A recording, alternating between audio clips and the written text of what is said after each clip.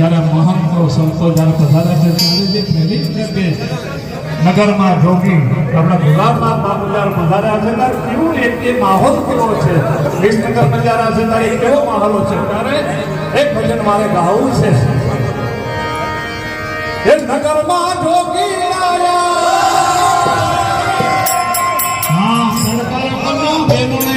પડકારો કરવાની આજે આપણે